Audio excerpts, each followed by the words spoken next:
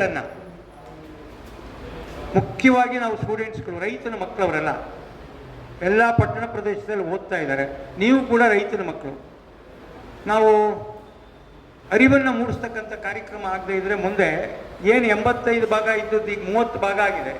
ಮುಂದೆ 0% ಬಂದಾಗ ನಮಗೆಲ್ಲ ಅನ್ನ ಇರೋದಿಲ್ಲ. ಆ ಕಾರಣದಿಂದ ಇದಕ್ಕೇನಾದರೂ ಒಂದು ಸೊಲ್ಯೂಷನ್ ಕಂಡುಹಿಡಿಬೇಕು ಅಂತೇಳಿ ನಮ್ಮ ಯುವಕ ಯತೀಶ್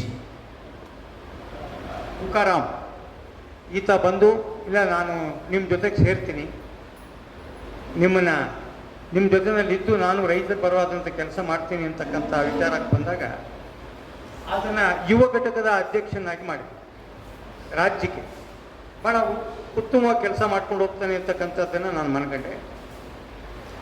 ಮತ್ತು ಈ ಆರ್ಗನೈಸ್ ಯಾತಕ್ಕೆ ಫುಡ್ ಚೈನ್ ಕ್ಯಾಂಪೇನ್ನಲ್ಲೂ ಕೂಡ ಆತ ಕೆಲಸ ಮಾಡ್ತಾ ಇದ್ದಾನೆ. ಈಗ ಯಾಕೆಂದರೆ ಸಂಪೂರ್ಣವಾಗಿ ಕೃಷಿ ನಿಂತೋಗುತ್ತಲ್ಲ, ಆ ಕಾರಣದಿಂದ ಇದನ್ನೇನಾದರೂ ಮಾಡಿ ಡೆವಲಪ್ ಮಾಡಬೇಕು ಅಂತಕ್ಕಂಥದ್ದು ಈ ಒಂದು ಕಂಪನಿ ಫುಡ್ ಚೈನ್ ಕ್ಯಾಂಪೇನ್ ಮತ್ತು ನಮ್ಮ ಸ್ನೇಹಿತರಾಗಿ ಗೌಶುಭಂ ಫೌಂಡೇಶನ್ ಇವರು ಕೂಡ ಮಾಡ್ತಾ ಇದ್ದಾರೆ.